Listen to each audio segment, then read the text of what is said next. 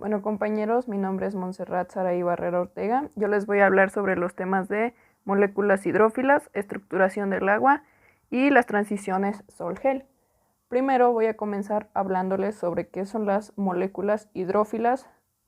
Y bueno, una molécula hidrófila es aquella que puede enlazarse temporalmente con el agua a través de un enlace de hidrógeno.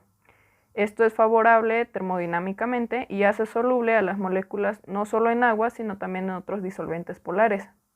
Debido a esto es que también se les conoce como moléculas polares. Sin embargo, algunas sustancias hidrofílicas no se disuelven y este tipo de mezclas se denominan entonces coloides.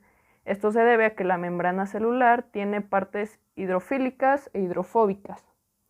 Y bueno, lo que nos importa aquí es identificar cuáles son las moléculas hidrófilas o hidrofílicas. Y como les puse ahí en una imagen, son aquellas que tienen afinidad por el agua. Bueno, ya que estamos hablando mucho sobre el tema del agua, les voy a explicar sobre su estructura. Bueno, la molécula de agua, como ya todos sabemos, nos los han explicado desde la primaria, está formada por dos átomos de hidrógenos unidos a un átomo de oxígeno por medio de enlaces covalentes. El ángulo que se forma entre estos enlaces es de 104.5 grados. Y debido a que el oxígeno es más electronegativo que el hidrógeno, atrae más fuerza a los electrones de cada enlace.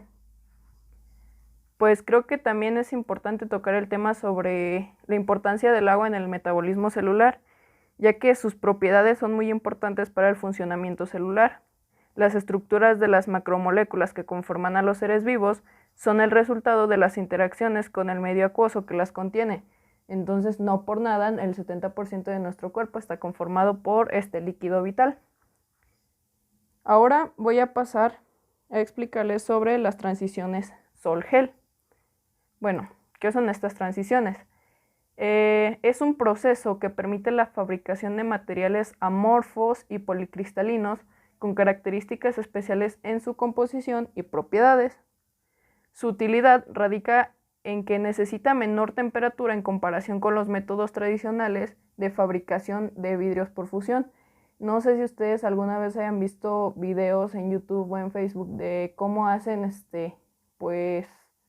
algunos adornos, o no sé cómo llamarlos, de vidrio, que someten este material a un fuego muy intenso. Entonces, la ventaja de este proceso es que se requiere de una menor temperatura que estas técnicas que se utilizaban anteriormente. El proceso sol-gel es una ruta química que inicia con la síntesis de una suspensión coloidal de partículas sólidas o cúmulos en líquidos, que esto es el sol, y la hidrólisis en condensación de este sol para formar un material sólido lleno de solvente, que es el gel. Después, el solvente se le extrae al gel simplemente dejándolo reposar a temperatura ambiente durante un periodo de tiempo al que se le conoce como envejecimiento, el cual el gel se encoge expulsando el solvente y el agua residual. Cuando acaba este tiempo de envejecimiento, por lo general aún se tiene solventes y agua en el material, además de que el tamaño del poro es considerable. Para solucionar esto, el material se somete a un tratamiento térmico y al final del cual obtendremos nuestro material en forma de monolito o de película delgada. Y eso es todo lo que yo les voy a explicar y enseguida mis compañeros les van a explicar los demás temas. Gracias. Moléculas hidrófobas. Las moléculas hidrófobas tienden a ser moléculas no polares como los hidrocarburos, ya que no se pueden mezclar con el agua. Un ejemplo de este sería el aceite cuando se combina con el agua, que cuando se combinan se presentan en gotitas o en una capa separada. Esto debido a que las moléculas del aceite no se sienten atraídas por el agua por ser moléculas polares. Efecto hidrofóbico. Este efecto es muy importante para muchas funciones biológicas, como por ejemplo estabilizar membranas celulares y de la estabilidad de las proteínas. Al someter estas sustancias hidrofóbicas a un medio acuoso, las moléculas alteran el patrón de los puentes de hidrógeno y lo que sucede es una reorientación de dichos puentes, produciendo una esfera de solvatación, compuesta por muchas capas de moléculas de agua ordenadas por enlace de hidrógeno, y estas se encuentran alrededor de las moléculas no polares. Cuando las moléculas apolares se encuentran próximas, estas se atraen entre ellas por la fuerza de Van der Waals. Así pues, el hidrógeno se enlaza únicamente con el agua, excluyendo a las moléculas apolares, formando una estructura de caja alrededor de ellas y proporcionando una mayor estabilidad a este complejo molecular. Un ejemplo claro de este sería la interacción de la membrana, ya que ésta tiene fosfolípidos, los cuales tienen dos colas de ácido graso y una cabeza con un grupo fosfato, de manera de que el agua forma interacciones electrostáticas con las cabezas, mientras que las colas se ocultan en el interior, protegiéndose y evitando así el contacto con el agua. Esto lleva a que las moléculas se alojen fuera y dentro de la bicapa lipídica, sin llegar a atravesarla, produciendo que la estructura sea estable. Moléculas anfipáticas están formadas por una cabeza polar hidrofílica y colas apolares hidrofóbicas. Esta propiedad afecta significativamente a su comportamiento con respecto al agua. Si introducimos moléculas anfipáticas a un medio polar, sucederá que el extremo hidrofóbico se aislará en el centro, ya que éste no puede tener contacto con sustancias polares, y en la parte exterior quedarán las partes hidrofílicas. Por otra parte, si introducimos moléculas anfipáticas a un medio apolar, es decir, algún lípido o un ácido graso, sucederá lo contrario. Las moléculas hidrofóbicas quedarán en el exterior, mientras que las hidrofílicas en el interior, de manera que todo quede estable, y a esta estabilidad se le denomina presión osmótica. Para comenzar, debemos saber que la célula es un sistema abierto que intercambia sustancias con su medio externo. El agua es la sustancia que más difunde la membrana celular y la osmosis es posible gracias a la existencia de membranas semipermeables. Un solvente, disolvente o dispersante es una sustancia que permite la dispersión de otra sustancia en ella. En otras palabras, es la sustancia que disuelve al soluto y que está presente siempre en mayor cantidad. Soluto. Es la sustancia que, por lo general, se encuentra en menor cantidad y que se disuelve. Para comprender lo que es la presión osmótica, primero debemos saber qué es la ósmosis. La ósmosis es el movimiento del agua a través de una membrana semipermeable desde una solución más diluida a una más concentrada. La ósmosis es el fenómeno que se produce cuando dos soluciones con diferente concentración son separadas por una membrana semipermeable y el solvente difunde a través de la membrana del líquido de menor concentración al de mayor hasta equilibrar las concentraciones. Este fenómeno se produce de forma espontánea, sin gasto energético. Los poros de la membrana tienen el tamaño suficiente para permitir el paso de las moléculas de disolvente en ambas direcciones, pero son demasiado estrechos para que pasen las moléculas o los iones de soluto de mayores dimensiones. En otras palabras, si tuviéramos dos disoluciones de agua y sal separadas por una membrana semipermeable que solo permite pasar el agua se movería de la disolución de menor concentración a la de mayor concentración sin necesidad de aportar energía, según la concentración de solventes y solutos. Por ejemplo, el agua sería el solvente y la sal el soluto en el ejemplo anterior. Se pueden clasificar los medios en hipotónicos, cuando la concentración de soluto es menor respecto al medio con el que se le compara; hipertónico, cuando la concentración de soluto es mayor respecto al medio con el que se le compara; e isotónico, cuando ambos medios tienen la misma concentración. Presión osmótica. La presión osmótica es la presión que se requiere para detener el flujo neto del agua a través de la membrana.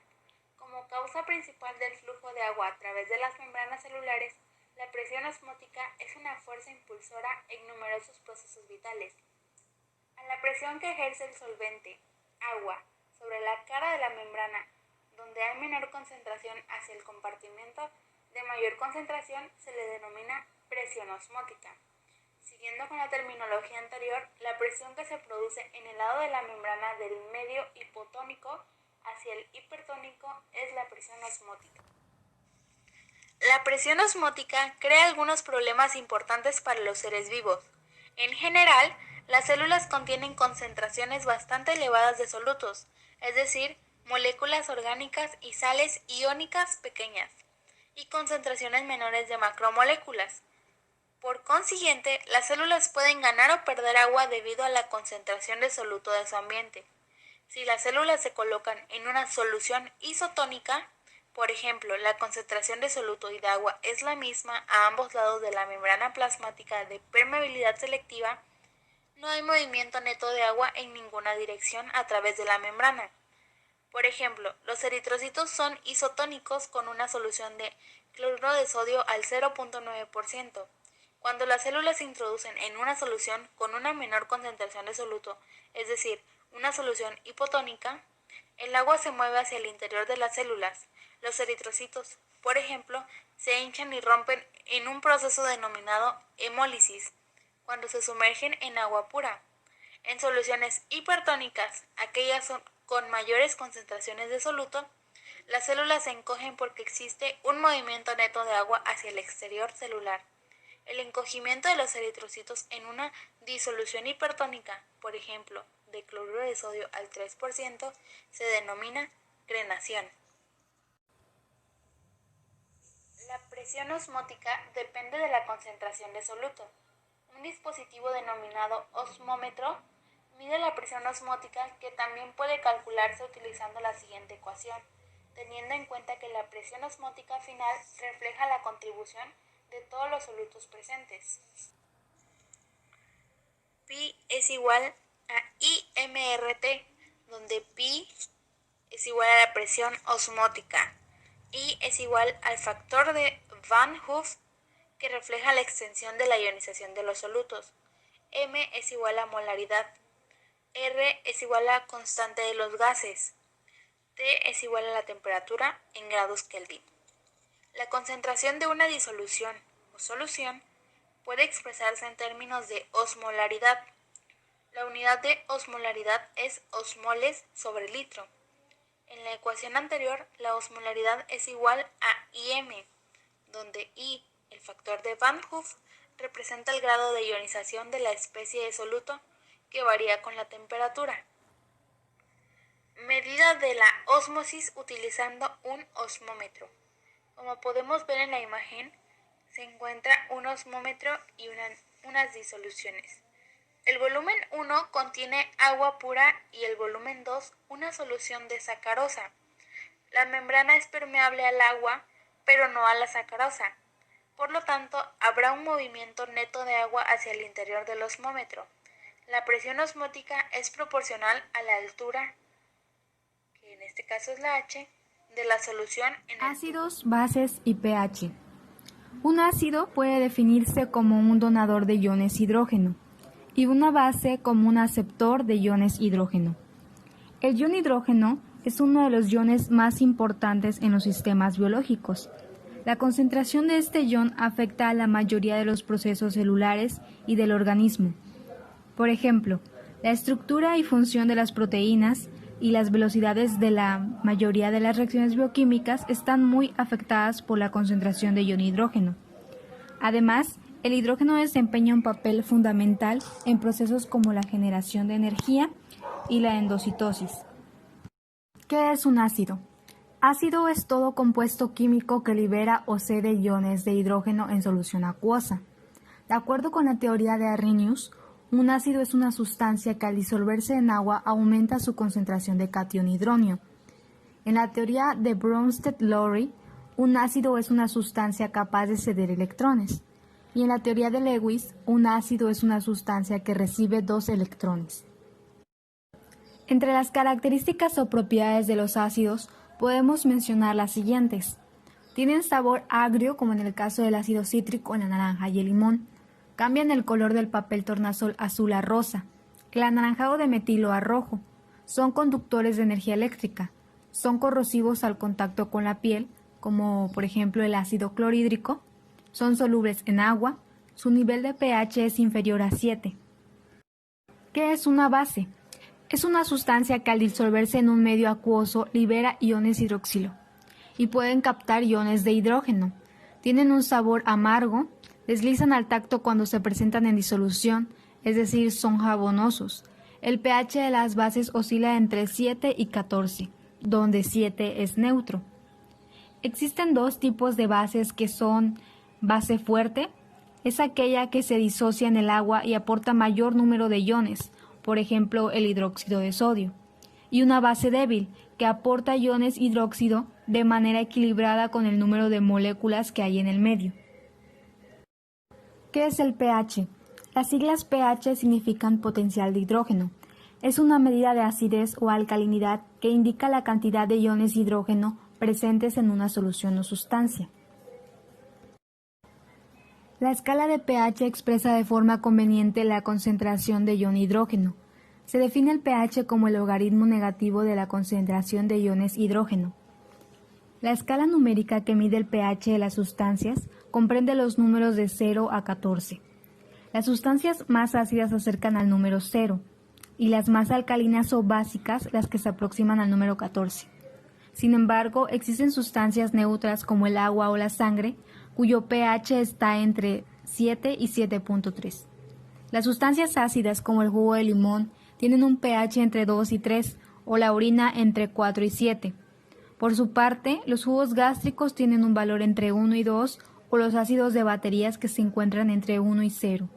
Por el contrario, las sustancias alcalinas o bases tienen valores más altos como la leche de magnesia entre 10 y 11 o los limpiadores con amoníaco cuyo valor está entre 11 y 12. También se pueden calcular las medidas del pH utilizando un potenciómetro o pH metro, que es un sensor que determina el pH de una sustancia a través de una membrana de vidrio que separa dos soluciones de diferente concentración de protones. Otra forma de conocer aproximadamente la acidez de una sustancia es utilizando un papel indicador conocido como papel tornasol, que tiene componentes que indican el pH de una sustancia según el cambio de color que sufra el papel. Compañeros, les voy a explicar lo que son amortiguadores. Para entender qué es un amortiguador, tenemos que remontarnos a conceptos básicos como la homeostasis. La homeostasis es un balance definido en una sola palabra, que este balance depende de una comunicación inter y extracelular que genera una condición estable dentro de cualquier tipo de célula.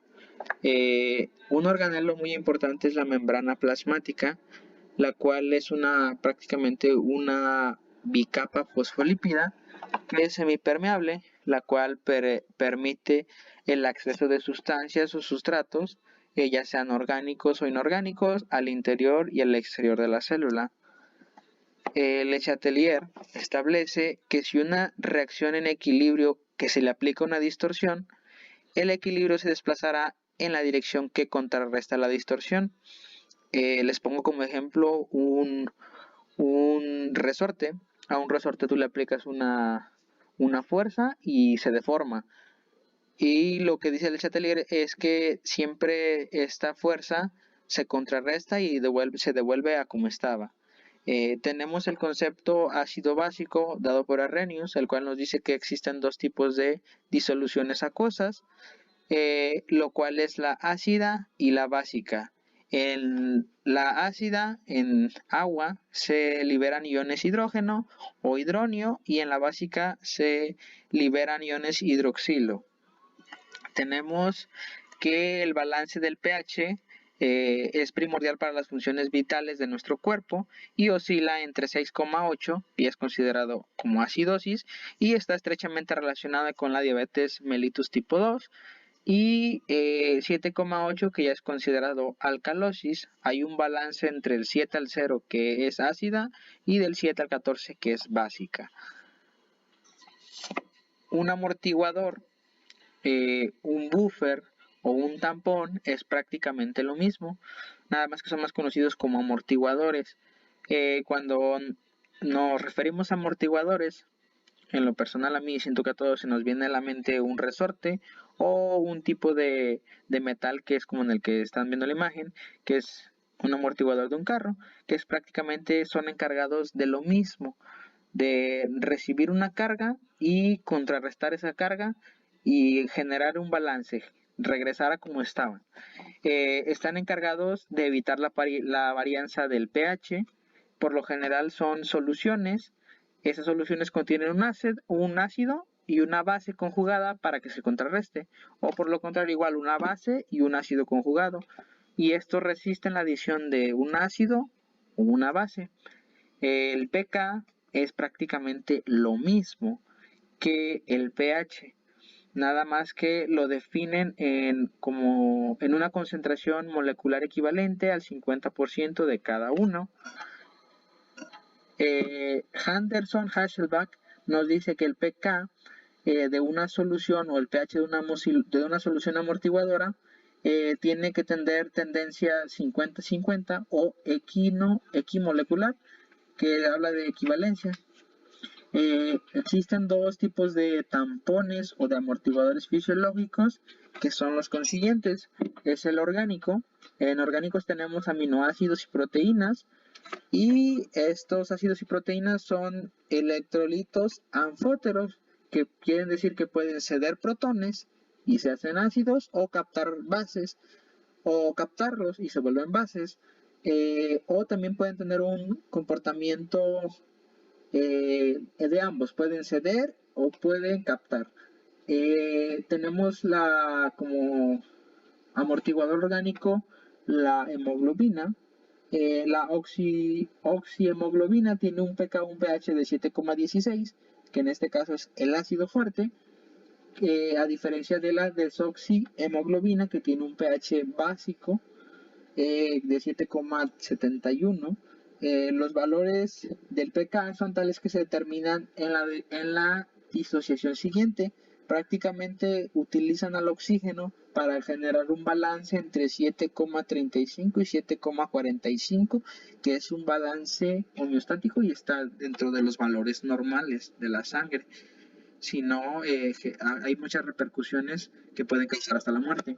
Y como para finalizar, tenemos los amortiguadores inorgánicos, que tenemos el ácido carbónico y el bicarbonato. Ahí están las representaciones, y el fosfato, o también denominado como superfosfato, y ácido fosfórico. Esto más tarde, ahorita en la siguiente diapositiva, se los va a explicar mi compañero de manera específica. Sería todo. Gracias. Ahora comenzaremos el tema de los amortiguadores fisiológicos, y estos son sistemas que están presentes en el cuerpo humano y tienen la capacidad de captar y ceder iones de hidrógeno tanto de origen exógeno como endógeno. Una de las principales cosas que se encargan los amortiguadores fisiológicos son los niveles de pH en la sangre, los cuales oscilan entre 7,35 y 7,45. Si este pH de la sangre llega a disminuir, estaremos hablando de una acidosis, más sin embargo, si este pH aumenta, estaremos hablando de una alcalosis. Es muy importante mantener constante el pH, ya con una variación provocaría la muerte. El equilibrio ácido-base en la sangre se controla con precisión, porque una pequeña desviación de la normalidad afecta gravemente a muchos órganos. Por lo tanto, para regular este equilibrio ácido-base, contaremos con sistemas tampón, el pulmón y los riñones. Si proseguimos con el sistema tampón, por tanto vamos a tener que ver lo que es la teoría de Bronsted-Lowry para entender los siguientes procesos que veremos, los cuales son muy importantes en los amortiguadores fisiológicos. La teoría de Bronsted-Lowry dice que un ácido es aquel que pierde protones de hidrógeno para obtener una base, y una base es una sustancia que gana protones de hidrógeno para obtener un ácido. En este caso podemos destacar una reacción en la cual está en equilibrio, y esto quiere decir que puede correr tanto a la derecha como para la izquierda, independientemente de la cantidad que hay en cada una de las partes, pues es una reacción de equilibrio, y eso se trata en las reacciones de equilibrio. Ya habiendo visto los anteriores temas, podemos seguir con lo que es el sistema tampón-fosfato, el cual se debe encontrar en lo que es el citoplasma y el líquido intersticial. Si nos damos cuenta, tenemos un equilibrio de ácido-base que está formado por un ácido fosfórico que cederá un protón de agua y un fósforo férrico que va a aceptar un protón del ion hidrónico y por tanto se crea un equilibrio.